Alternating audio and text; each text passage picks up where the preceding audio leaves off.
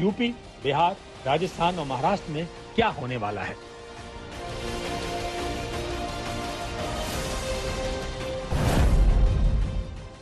अब की बार बदलाव आएगा या मोदी का तीसरा टर्म आएगा। पहले चरण की वोटिंग का ट्रेंड क्या कहता है। 18वीं लोकसभा के पहले चरण की वोटिंग हो गई। 102 लोकसभा सीटों पर उम्मीदवारों की किस्मत ईवीएम में लॉक हो गई। अब सभी दलों से लेकर पूरा देश यही सोच रहा है, अब की बार लोकसभा के चुनाव में क्या होने वाला है। इधर वोटर ईवीएम के बटन दबाते रहे, उधर पीएम मोदी ताबड़तोड़ रैलियां करते रहे। बीजेपी कह रही है अब की बार रिकॉर्ड टूट रहा है। मैंने कहा लिख लो, योगी जी के नेतृत्व में 14 का रिकॉर्ड टूटेगा। और इंडिया गठबंधन कह रहा है अब की बार चुनाव अंडर करंट हो रहा है। एकजुट होकर हम लड़ रहे हैं और अंडर करंट है। मोदी जी को भी मालूम हो गया यहाँ पर, इसीलिए वो भी गली गली फिर रहे हैं। बहुत खामोशी है और ये अच्छे संकेत नहीं है सत्ता के लिए। आपको बता दें कि आज 21 राज्यों की 102 सीटों पर वोट डाले गए। पहले चरण में 1625 उम्मीदवार चुनाव मैदान में उतरे।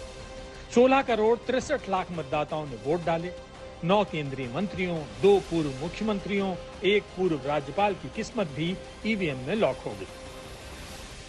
मुझे विश्वास है और ये टारगेट है हमारा कि हम 5 लाख से ज्यादा वोटों से जीतेंगे। तो निश्चित रूप से जनता का मेरे साथ प्रेम भी है, विश्वास भी है और समर्थन भी है। आज राजस्थान की 25 सीटों में से 12 सीटों पर वोट पड़े। आपको बता दें कि 2019 के लोकसभा चुनाव में बीजेपी ने राजस्थान की 25 में से 25 सीटें जीती थी, लेकिन अब की बार राजस्थान में अलग ही चर्चा है। मैं आपको कहना चाहता हूं 2014 में भी 25, 2019 में भी 25 और 2024 में भी 25। जब 4 जून को रिजल्ट आएगा तो मालूम पड़ेगा कि राजस्थान फिर तीसरी बार हैट्रिक 25 की 25 सीट आई है।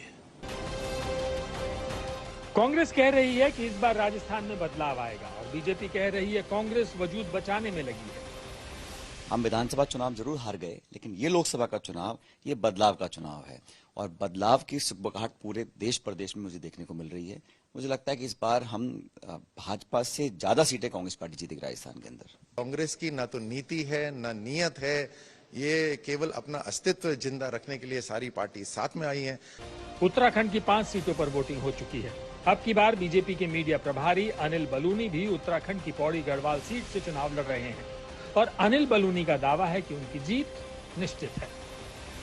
टेंशन इतनी है जैसे एक बहुत ही मेधावी छात्र होता है और उसको ये टेंशन होती है कि 99% आएगा कि 100% आएगा, उतना ही टेंशन है, इससे ज्यादा कुछ नहीं है। जनता आमादा है एकदम मोदी जी को प्रधानमंत्री बनाने के लिए, तय कर चुकी है। 2019 में बीजेपी ने उत्तराखंड की 5 में से 5 सीटें जीती थी।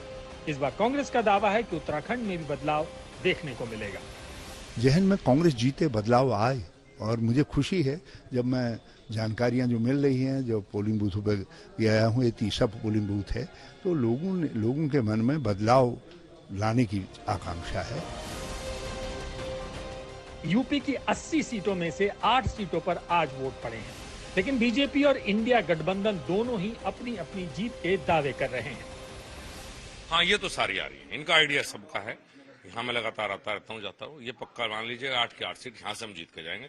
पश्चिम की हवा चलेगी, पछुआ हवा बड़ी अच्छी हो और 400 के आंकड़े को पार कराएंगे। यहाँ जनता जीत रही है, सत्ता हार रही है। यहाँ जनता जीतेगी, जीत चुकी, अब तो औपचारिकता बाकी है।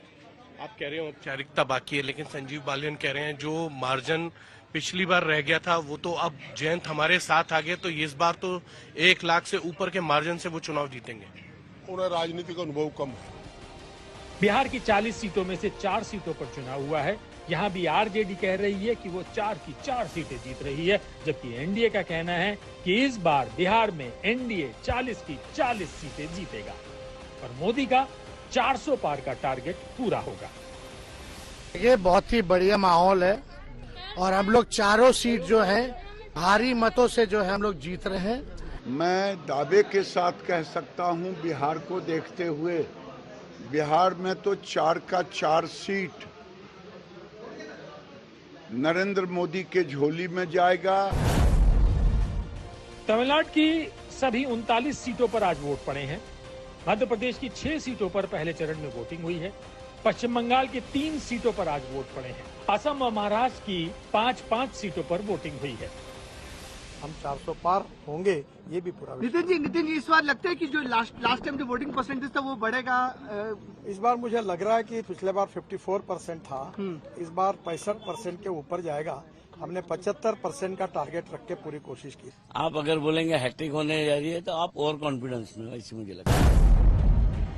आपको बता दें कि शाम 5 बजे तक बिहार में 46.32%, मध्य प्रदेश में 63.25%, महाराष्ट्र में 54.85%, राजस्थान में 50.27%, तमिलनाडु में 62.02%, उत्तर प्रदेश में 57.54%, उत्तराखंड में 53.56%, पश्चिम बंगाल में 77.57% और जम्मू कश्मीर में 66.28% की वोटिंग हुई।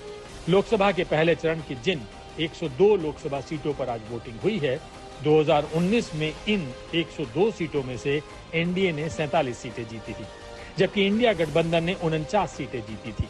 और जिस तरह से आज पहले चरण में अलग अलग राज्यों में वोट परसेंटेज देखने को मिला है, अब इसके लिए गुणा भाग शुरू हो गया है। सवाल ये है कि 4 जून को नतीजे पीएम मोदी के टारगेट के मुताबिक आएंगे या फिर वाकई इंडिया गठबंधन के मुताबिक अंडर करंट चुनाव से नतीजे पलटेंगे। आज तक ब्यूरो। आज 18वीं लोकसभा के पहले चरण की वोटिंग हो चुकी है। उम्मीदवारों की किस्मत ईवीएम में लॉक हो गई है। अब इंतजार 4 जून का है, जब लोकसभा चुनाव के नतीजे आएंगे। लेकिन आज 3 वीवीआईपी उम्मीदवारों ने नामांकन भी दाखिल किया। गुजरात के गांधीनगर से गृहमंत्री अमित शाह ने पर्चा भरा। मध्य प्रदेश के विदिशा से शिवराज सिंह चौहान ने नामांकन दाखिल किया। इसके अलावा आज हैदराबाद लोकसभा सीट से असदुद्दीन वैसी ने भी पर्चा भर दिया है। आइए देखते हैं स्पेशल रिपोर्ट।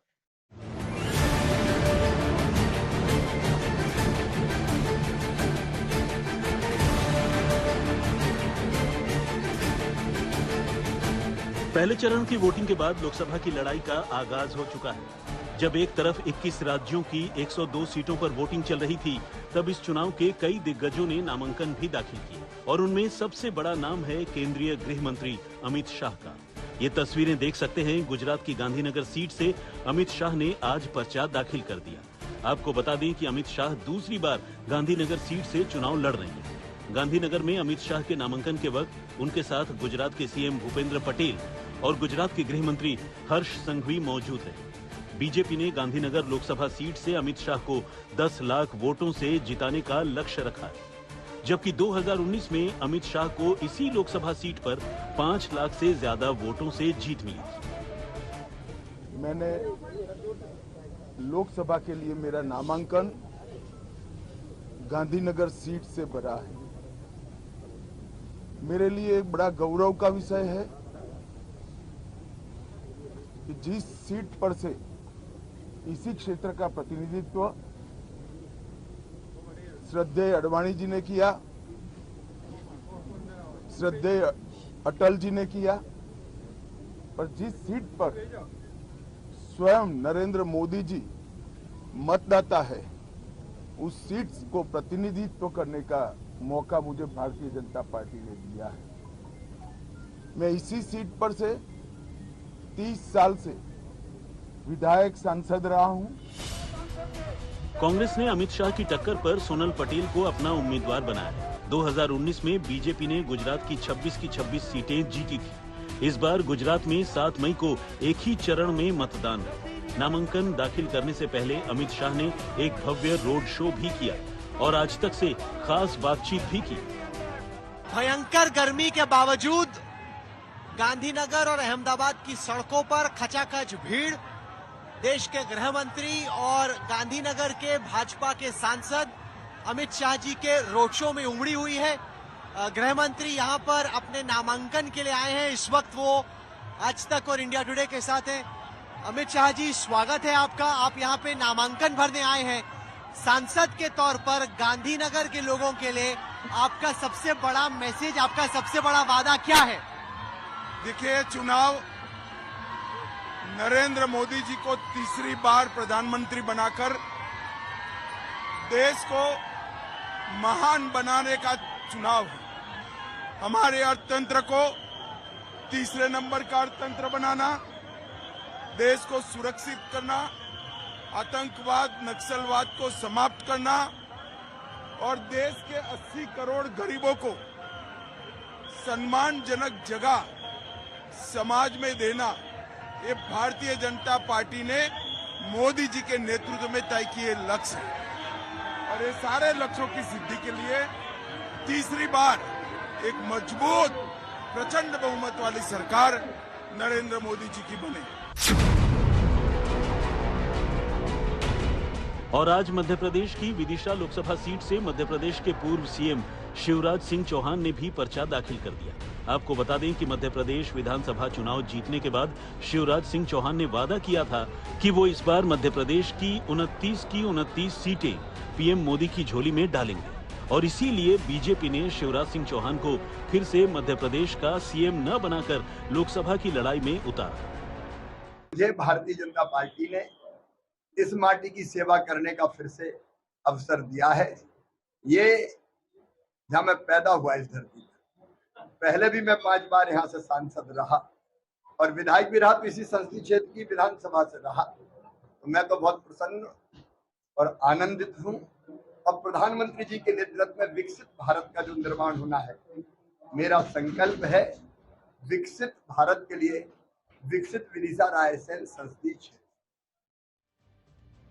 स्पेशल रिपोर्ट में आज इतना ही। कल फिर हम इसी वक्त हाजिर होंगे। बहुत बहुत धन्यवाद आपका अंजना 2.0। तमाम बड़ी सियासी खबरें चुनावी मौसम में आज, जबकि पहले दौर का मतदान खत्म हो चुका है, हमारे दर्शकों को बताने के लिए। लेकिन आपको एक बार फिर से याद दिला दे जाते जाते कि राज तिलक का कल कारवां पहुंचने वाला है। हमारा हेलीकॉप्टर 4 अलग अलग जगहों पर हम पहुंचेंगे। सबसे पहले गुजरात के ही अहमदाबाद से हम सूरत पहुंचेंगे और उसके बाद महाराष्ट्र में हमारी एंट्री होगी। हम जाएंगे नासिक, हम जाएंगे पालघर और फिर पहुंचेंगे ठाणे, जहां से आप देखेंगे राज तिलक का मेगा शो। तो कल मिलते हैं रात 8 बजे। देखते रहिए आज तक।